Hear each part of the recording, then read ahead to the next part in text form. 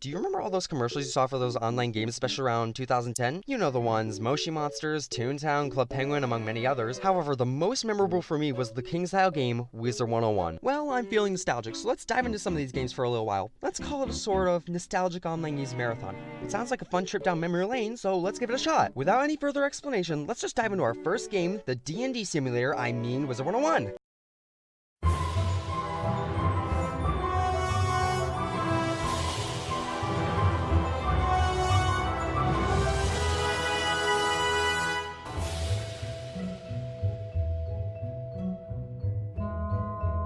Oddly enough, this is the game from my childhood I always seem to come back and get attached to for an uncomfortable amount of time. I don't know what it is, but something about it always just pulls me back in. Whether it's the friends I made on it, the gameplay, the story, I really can't figure it out. Speaking of friends, I'm here to ruin your day. Hooray! Oh hey Silver, what are you doing here? I heard you were doing a video on Wizard101 and I thought I'd join you. Fine with me. I could definitely use a bit of help with this topic. Now then, this intro is long enough, so let's see what we're dealing with.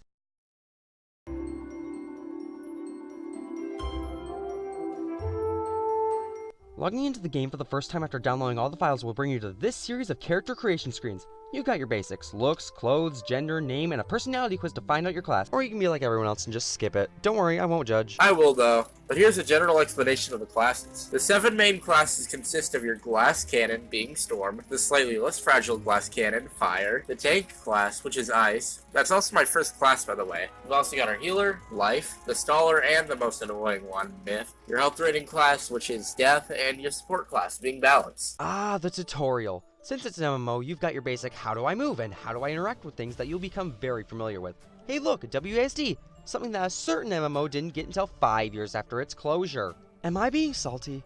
Anyway, salt or not, here's your grandfather, Merle Ambrose, and his pet Gamma. They'll be important during your adventure, so make sure to remember them well. We've got to cut this short. It looks like there's trouble in the tower. We should go see what it is. Hey look, another old man.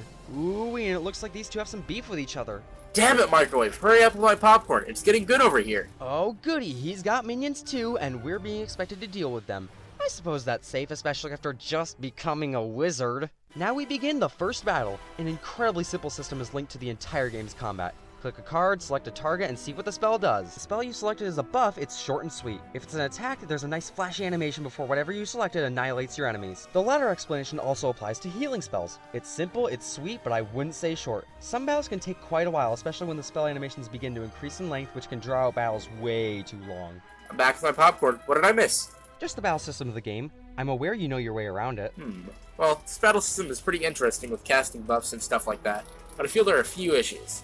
One of which is that some of the bosses utilize Tower Shield spell to this point where it becomes well past irritating. I suppose you're right, but in any case, we should probably move on. After a rowdy bout with those Draconians, Mousebeard leaves the tower and we can claim our victory. After a bit more tutorial stuff and dialogue, congratulations! You know how to play the game! Have a lollipop, kid, you deserve it for getting through all that. So what's next?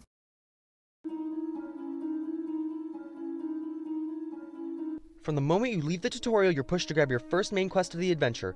The main quests can consist of several things: talking to specific people, collecting items, exploring certain areas, defeating enemies to collect items, defeating a boss, or entering and completing dungeons. There are a lot of quests, so let's just show off the worlds the game has to offer in order of appearance. For a starting area, Wizard City is a good way to show off the elements of the game, as well as giving you a good introduction to class weaknesses and the combat system. Not to mention that the areas here are beautiful! Maybe because they just redesigned them! Shut the hell up, Matt. Regardless, the story isn't overall too special, but the first area wasn't designed to be plot-heavy. It's a good way to start, but some areas can be grindy, especially for those elusive defeat and collect quests. My only major gripe is that it isn't completely free and hasn't been for 11 years now. Wizard City is nice, but Trident was a slog. A bit of a minor complaint I have is that there are no dungeons until after you unlock Nightside, which is an optional dungeon, by the way. It's very easy, but it's good because it's the first world.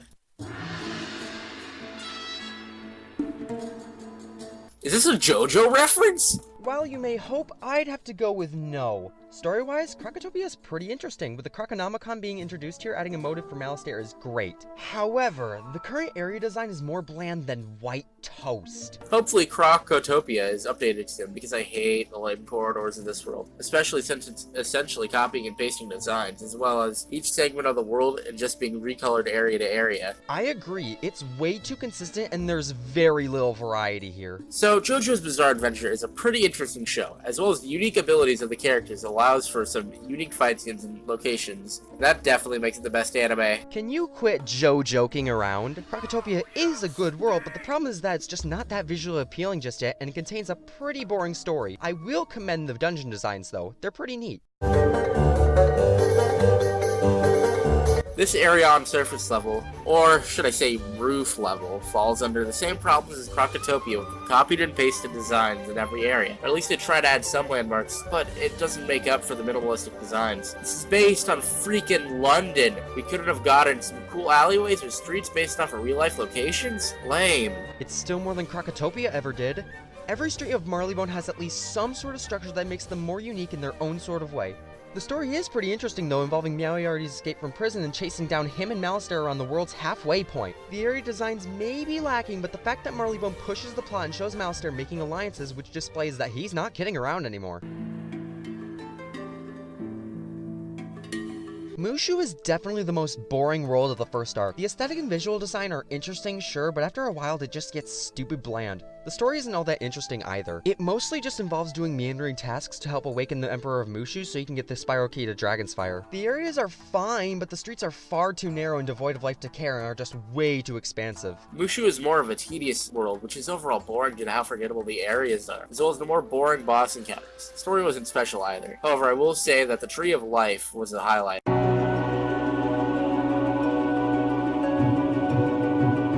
Pretty cool area design-wise, as well as a good end to Arc 1. The pre-quest where you fight Cyrus to prove yourself is an astonishing part of the game, where you fight one of your own teachers of all things. The lead up to the climactic battle with Malistaire looms as you make progress in the world up until the big showdown. Dragon's Fire is a fantastic way to end off the first story arc of the game. However, some of the areas could use some more diversity. The lava-filled streets are cool for the first part, but after a while, you just want something different. Grizzleheim is really cool, no pun intended. It's the first of 2 side worlds unlocked at level 20. The story isn't all too interesting though, and only really picks up in the last area. However, Wintertusk, an extension of Grizzleheim, more than makes up for the lacking story as well as area design. This world adds a new threat in the form of the Coven, who are trying to cover the world in eternal winter. This is a great concept, and the Coven make for fantastic villains, but once Wintertusk is over with, that's it. Their story is over and the Coven seemingly disappears forever. Wintertusk is a great area, and while the level you can access it makes the adventure more difficult, the story more than makes up for the difficulty. Wisteria is actually a pretty interesting little side world. It's interesting because it doesn't exist. Wait, what? Beginning in the second arc, we have Celestia. The concept of Celestia is really interesting. The Astral Schools are well welcomed due to how much they innovate the game in a nice way. Oh, and get ready for the Trial of Spheres. I really enjoyed that for the first time. Trial of the Spheres? Oh, get that away from me. The addition of cheat in Celestia begins a trend of certain bosses cheating in dungeons, and as we progress further into this arc, this mechanic slowly becomes more irritating. Back to Celestia itself, the story is nothing special, but since this is the beginning of a new arc, it's definitely more forgivable. But the visuals and aesthetics are pretty good. They're slowly getting better and better, excluding Wizard City with its fancy new redesign. Celestia is enjoyable, but some of the areas can become boring quick, and the enemies' designs are overused.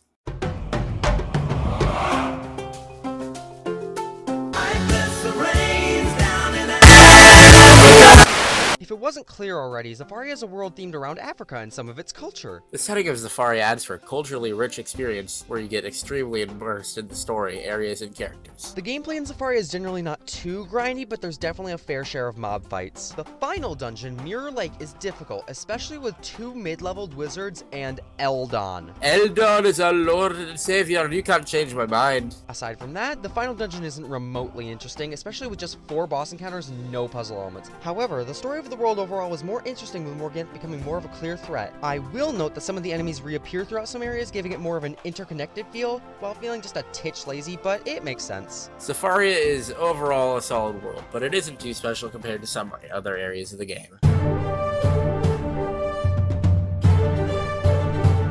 Probably one of my favorite worlds, Avalon has a fantastic soundtrack and some really great area design. However, while these factors make the world enjoyable, Avalon is one of the most lacking in story out of the 5 worlds in the second arc. This is true. While the story is great in its own regard, it contributes the least to the plot compared to the other worlds in this arc. Avalon is still a really good world, though.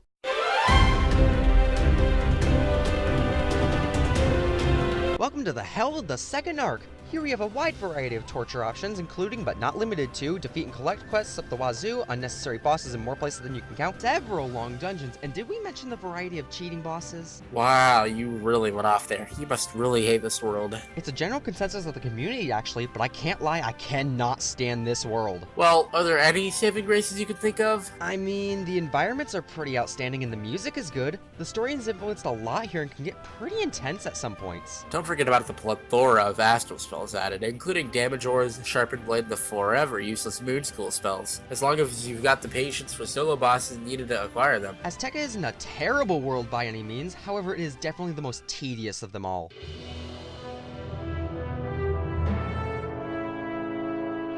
Our final stop of the second arc is Chrysalis. This world was actually split into two parts upon release and adds another type of magic, being shadow magic. Shadow was such a weird addition at first, but now that so much time has passed, it's become practically a necessity for anyone that's level 100 and up. Chrysalis' shadow spells are weird to say the least, being reliant on 3 different types of playstyles: attacks, defenses, and heals. Moving on from the Shadow School, Chrysalis is one of the most creative worlds so far, and the aesthetics of the world are breathtaking. So far, it is one of the most beautiful worlds in terms of area design. I totally agree, but the real part of the world is the story. Now that Morganthe has the Lords of Night, she can learn the Song of Creation to rewrite the spiral in her own image. Your job is to get to her Shadow Palace before that happens, but Morganthe won't make that easy and will stop at nothing to make sure you can't reach her. Above all, despite the length of the world, Chrysalis was a really great way to round out the second arc.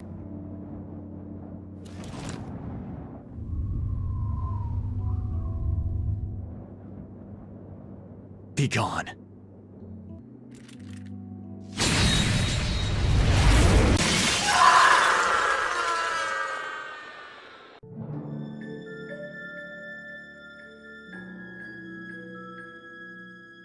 Did somebody say dungeons? Nobody said that. I know, but there are a lot of side dungeons that are practically required to have any meaningful stats. That's right, and since these are side dungeons, that means that anyone can skip over them with ease. Yup, and I've unfortunately seen my fair share of people with bizarre gear in the later worlds. Enough of that, let's start with Aquila. Unlocked at level 30, Cyrus will call you over to his office to complete some immortal Olympic thing. It's clearly based off of Greek mythology, seeing you fight against some other gods. Your first stop here is Mount Olympus, which drops the best one 100% of the time. You'll be holding on to it for quite a while. Aquila also has 2 more dungeons at level 70 and level 90. However, these aren't huge necessities, as Atlantia is a slog to get through, and Tartarus drops some nice stuff, especially from Hades, but will quickly be overshadowed in 10 levels. Next up at level 60 is Waterworks. This dungeon drops, bar none, the best gear for level 60 and can hold its own, with suitable replacements only coming to Tartarus and Darkmoor. The dungeon has you flipping levers to stop the water draining out of Crab Alley. Waterworks is long, but definitely worth it, and just a little heads up, there are a few tricks to responding the final boss for a chance at more loot. Where in the hell is the second chance chest? Make sure you get the full set of equipment for your class, you'll need it. Our final notable dungeon is Castle Darkmoor at level 100. At the end of Azteca, when Malister goes flying, by some chance he ends up here and challenges you under some ancient law to go through and make your way to him through 3 different dungeons. In particular, the final dungeon, being the Graveyard, drops some of the best gear in the game with some substitutes like one-shot gauntlet gear or Cabalta's set, but much later on. The first boss drops the best Athame, and Malister himself drops his special gear set. This is a dungeon you shouldn't skip out on. Yet some people do!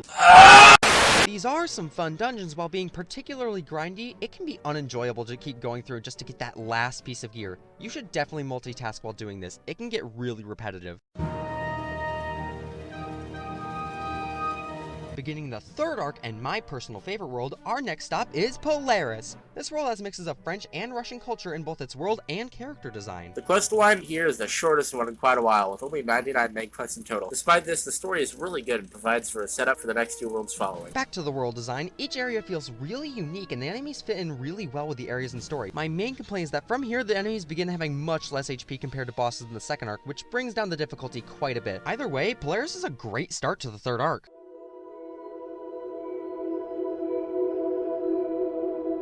Wait, the Arcanum isn't even technically a world, is it? I mean, you can only get there from the world door, so I'd say it counts. The Arcanum is basically a smaller but fancier Ravenwood with plenty of new characters and a much more convenient potion vendor. It's a nice little way to move on from Ravenwood after your graduation at the beginning of Polaris.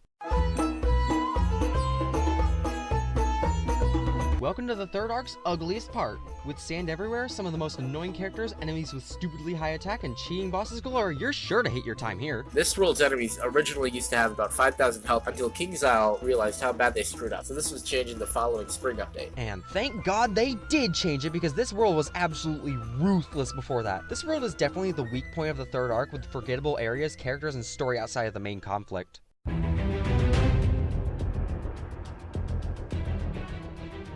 The conclusion to the third arc brings us to Imperia. This is another two-part, and said parts can be summed up with these words. Part 1, boring. Part 2, pretty interesting, but also hard. Part 1 isn't that memorable, but Part 2 really amps up the stakes right from the beginning, with Bartleby's sickness becoming more dangerous. Adding on to Part 1's pain, it's not difficult whatsoever, and more so with Medulla being nerfed very recently. However, Part 2 amps up the difficulty quick, and on top of that has some of the most creative cheating bosses in the game. No spoilers. Imperia's a pretty good finale to the shortest arc so far. Wow, have we really been talking about worlds for this long? Damn, I guess we really underestimated the length of the game. Like many MMOs, Wizard101 is very lengthy in its quest and world lineup, and we didn't even include any of the countless side quests. With all of our adventures behind us, I think we should talk about some of the miscellaneous things that Wizard101 includes.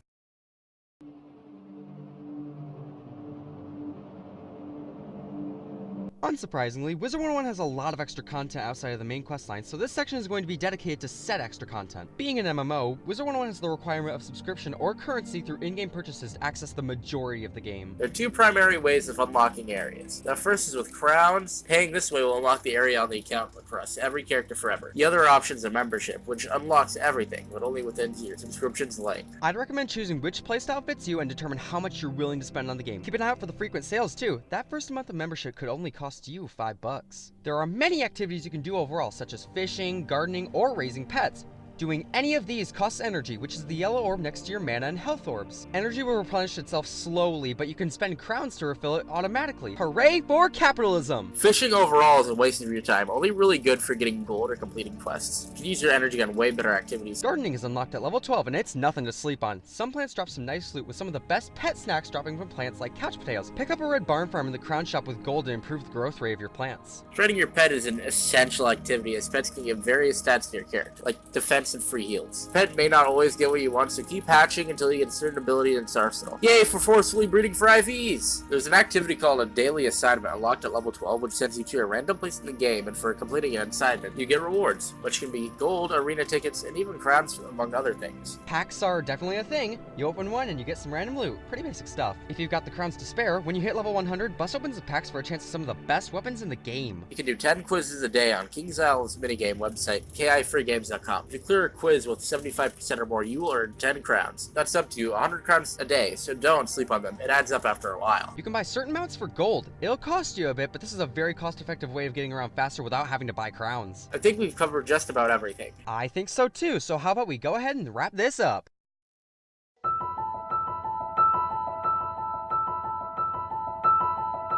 While Wizard101 is dying nowadays, it's impressive how much dedication has gone into it, and is still being put in with each of its 3 yearly updates, especially after going for 11 years now. So Xander, is Wizard101 a fun game worth playing? Well, it depends how much dedication you're willing to put in. Grinding in the later portions can be a sloth to get through, and oh boy, if you aren't lucky, you could be running Waterworks or Darkmoor for quite a while. If you move that aside though, I'd say Wizard101 is pretty fun and worth your time. Anyways, if you got some free time and you think you might like the game, go over to the website and play the free parts of the game and see if you really want to keep going from there. Thanks for showing up, Silver. It was nice having some help with this video. No problem, man. I'm glad I could help. I hope the rest of your online game marathon goes well. I hope so too. Go check out my Minecraft Hardcore series! Now, what's next?